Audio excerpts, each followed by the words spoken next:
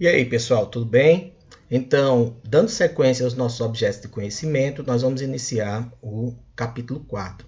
Capítulo esse que vai tratar sobre o chamado mundo integrado. Então, quando nós falamos mundo integrado, o que vem à nossa cabeça é a ideia de integração, união, uma espécie de ligação entre as diferentes áreas do planeta, o que nos remete a uma palavrinha bastante conhecida na geografia, que é a globalização. Então, o que seria essa globalização? Então, dentre os vários conceitos existentes, eu selecionei um para vocês que diz assim, não é?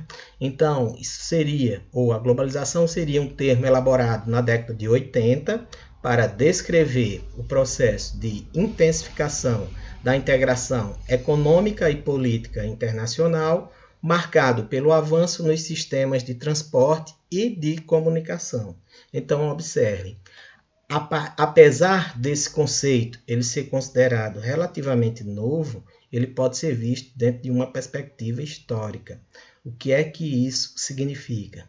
Alguns autores, eles veem a globalização atual como fruto da evolução do capitalismo. O capitalismo que, como nós sabemos, ele possui várias fases distintas, iniciando-se lá na época das grandes navegações, quando áreas até então desconhecidas do planeta, elas passam a se integrarem, embora que muitas com o domínio lá dos europeus. Então, essa fase inicial que nós chamamos de capitalismo comercial, com o passar do tempo, a gente vai tendo aí outras fases que são fruto do processo de evolução do capitalismo, como, por exemplo, o capitalismo industrial, o financeiro monopolista e também o capitalismo informacional, que vai ser fruto da chamada terceira revolução industrial, que, como nós sabemos, ela vai ocorrer no pós-Segunda Guerra Mundial, meados da década de 50, 60, até os dias atuais, para alguns autores. Então, o que é que acontece? Durante a terceira revolução industrial, a gente vai ter uma evolução muito significativa em relação ao uso da eletrônica, a informática, a robótica, o que vai culminar numa evolução bastante significativa dos meios de transporte e também de comunicação, o que vai contribuir de uma forma muito importante para a chamada intensificação do processo de globalização, que a gente pode dizer vai viver o seu auge, sobretudo na década de 90 ou a partir da década de 90, quando nós temos o fim da chamada Guerra Fria. Então, como nós sabemos, a Guerra Fria ela foi uma disputa ideológica entre o capitalismo estadunidense e o socialismo soviético. Então, no início da década de 90, a União Soviética ela se desintegra e chega ao fim. Então, a gente pode dizer que, com o fim da União Soviética, vai se instaurar a chamada nova ordem mundial. Ou seja, os países eles deixam de ser, de certa forma, o mundo deixa de ser dividido entre capitalistas e socialistas e vai entrar em cena essa nova ordem mundial, que ela é vista como unipolar no campo bélico, sobretudo os Estados Unidos, entre aspas, vence essa disputa ideológica com a União Soviética e se torna a grande potência mundial nesse momento. Na realidade, se consolida, como grande potência mundial nesse momento. No campo de vista econômico, essa nova ordem mundial ela é totalmente multipolar. Ou seja, alguns países eles se destacam bastante. Um exemplo disso, o próprio Estados Unidos, que influencia diretamente a América Latina como um todo, e por que não dizer, boa parte do planeta. Nós temos os países da Europa Ocidental, os países da Ásia, alguns que também vão se destacar bastante. É o caso do Japão. A própria China atualmente vem se destacando muito economicamente e influencia a economia mundial como um todo. E para que esse processo ele se tornasse ainda mais intenso, nós temos que analisar também alguns agentes que foram responsáveis por intensificar ainda mais esse processo. É o exemplo inicial que nós temos das chamadas multinacionais. Então, observe, né? Quais são os principais agentes da globalização? Nós temos as multinacionais, as organizações supranacionais, os blocos econômicos, a política econômica adotada é o neoliberalismo, e aí nós vamos discutir cada um desses agentes da globalização, começando pelas multinacionais. Então vamos lá, né? Então, o que seria uma multinacional? Então, a multinacional ela é caracterizada por ter sua matriz em um determinado país e atuar no mercado de outros países. Ou seja, é uma empresa que atua em mais de um país. Então, essa empresa ela é considerada multinacional ou transnacional, como alguns autores se referem a essas empresas. Então, vamos lá, dando sequência, vamos falar um pouco sobre como é que essas empresas multinacionais elas atuam, iniciando desde a sua instalação. Então, para que uma indústria multinacional se instale em uma determinada área, ela vai necessitar de mão de obra. E essa mão de obra, ela deve ser, ou normalmente ela é barata se comparada à mão de obra do seu país de origem, certo? Só um detalhe em relação a essa mão de obra. Dependendo do grau de complexidade da empresa ou da indústria, principalmente, essa mão de obra barata, ela não vai servir, porque ela vai requerer um operário altamente qualificado, tá certo?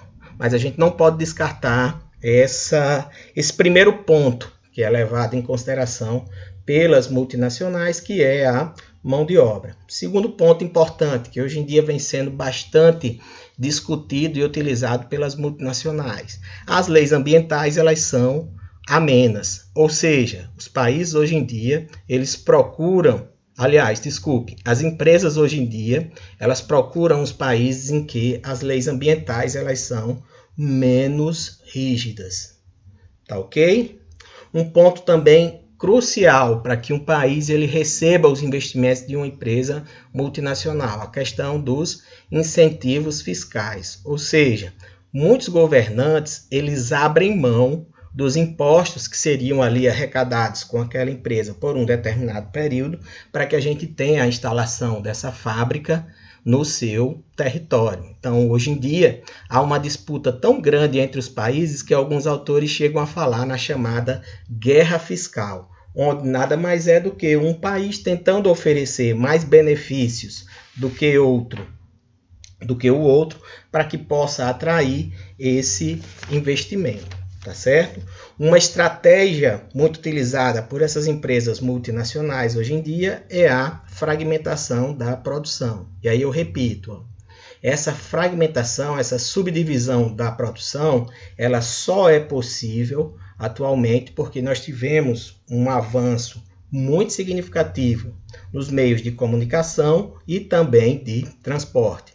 Então, hoje em dia, boa parte das indústrias elas subdividiram a sua produção em vários países. É uma forma de aumentar os lucros e, de certa forma, também acabar influenciando no mercado desses países. Outras estratégias utilizadas que nós podemos citar, nós temos a fusão e a aquisição de concorrentes. Isso é também muito comum no cenário atual.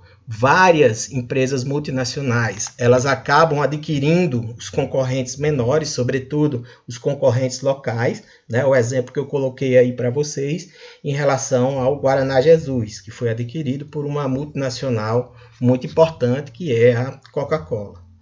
O outro ponto também importante que a gente merece destaque dentro desse cenário das multinacionais está ligado aos lucros.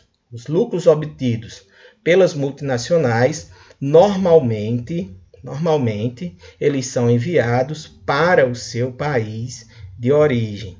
Ou seja, o que acaba muitas vezes aumentando a diferença ou a distância do país desenvolvido para o país em desenvolvimento. Porque se cria com isso uma relação de dependência. Por que, professor, que se cria essa relação de dependência? É simples. O país que recebe os lucros, entre aspas, o filé da produção, né, ou que foi obtida a partir das vendas dos seus produtos, ela vai ter mais condições de investir em pesquisas, no desenvolvimento de novas tecnologias, o que aumenta a distância, vamos dizer assim, do país sede dessa empresa para as suas filiais. Né? Bem como também, por quê? Porque as multinacionais normalmente elas dominam o mercado. Um outro tipo de organização bastante importante nesse novo momento que nós vivemos, sobretudo a partir da década de 90 para cá, né, são as chamadas organizações supranacionais, ou seja, organizações que estão, de certa forma, acima dos estados, dos países. Então, nós temos aqui pelo menos 3, o FMI, o Banco Mundial e a OMC. Então, o FMI, ele vai ter como uma de suas principais funções fornecer empréstimos, sobretudo para os países que estão em dificuldades de quitar, vamos dizer assim, países que estão em dificuldades financeiras, muitos deles acabam assumindo dívidas praticamente impagáveis. E aí, o que é que acontece? Né? O papel do FMI não é restrito somente ao empréstimo. Para que ele conceda esse empréstimo, ele vai exigir dos países várias políticas de austeridade. Dentre elas, por exemplo, a redução de gastos públicos, um controle maior nas políticas de inclusão social, para que eu tenha um certo enxugamento das despesas do determinado ou do referido país. Tá certo? Então, o FMI ele vai existir, sobretudo, para socorrer, entre aspas, os países que estão endividados. De que forma? Fornecendo empréstimos. Nós temos também uma outra instituição muito importante no atual cenário, que é o Banco Mundial. Então, o Banco Mundial ele surge após a Segunda Guerra Mundial. A sua principal função, no primeiro momento, né, foi reconstruir os países atingidos pela guerra, e aí essa ideia dá tão certo que depois ele se torna um dos principais financiadores de infraestrutura do mundo. Então, os empréstimos que são contraídos junto ao Banco Mundial, normalmente eles são utilizados na melhoria da infraestrutura dos países, através de quê? Do financiamento de obras públicas, como rodovias, ferrovias, a geração de energia de uma forma geral e assim sucessivamente. E aí, como eu falei para vocês anteriormente, é durante a década de 90 que o comércio mundial ele se torna mais intenso. Então surge a necessidade de se criar alguns organismos ou alguns mecanismos para que a gente tenha um controle desse comércio. E aí é nesse contexto que surge a chamada OMC, Organização Mundial do Comércio. Qual é a principal função da OMC? É criar normas e supervisionar os países para que a gente tenha a garantia da chamada livre concorrência, que é uma das bases do sistema capitalista. Então, a OMC, a Organização Mundial do Comércio, como o próprio nome já diz, ela vai ter como uma das suas principais funções zelar pelo comércio mundial, criando mecanismos para garantir, sobretudo, a concorrência entre os países. Tranquilo, pessoal? Então, para a gente continuar, nós vamos falar um pouco sobre a política econômica adotada nesse momento, que foi o chamado neoliberalismo. Então, o neoliberalismo, só relembrando, né, é uma doutrina socioeconômica que retoma os antigos ideais do liberalismo econômico clássico ao preconizar a mínima intervenção do Estado na economia, através de sua retirada do mercado, que, em tese, autorregular-se-ia e regularia também a ordem econômica. Ou seja, né, hoje em dia é muito comum os países serem adeptos do neoliberalismo. Por quê? Porque a economia mundial ela é praticamente toda integrada e a gente vive uma globalização econômica muito forte. Então, um ponto também interessante é que o neoliberalismo, em linhas gerais, ele vai pregar a não intervenção do Estado na economia. Tranquilo, gente? E aí, para a gente finalizar esse nosso primeiro momento, nós temos também a questão dos blocos econômicos. Então, os blocos econômicos, eles surgem, sobretudo, a partir da década de 90. Claro que antes da década de 90, a gente vai ter o embrião de alguns blocos econômicos, como, por exemplo, a própria União Europeia. Porém, é a partir da década de 90 que esse artifício, vamos dizer assim, ele se torna mais forte, ele se torna mais marcante. Por quê? Porque os países, sobretudo os países pobres ou em desenvolvimento, eles passam a se reunir nesses blocos, nesses grupos de países para tentar dinamizar a sua economia. Na realidade, é uma forma encontrada pelos países ditos mais pobres de tentarem melhorar as suas relações comerciais, muitas vezes com os países vizinhos. Então, nós temos o exemplo de vários blocos econômicos que, hoje em dia, se configuraram, vamos dizer assim, né? Surgiram na década de 90, mas se configuraram como sendo essenciais para a economia de determinados países. É o caso, por exemplo, do Mercosul com o Brasil, e assim sucessivamente. Tranquilo, pessoal? Então, esse foi o nosso primeiro momento.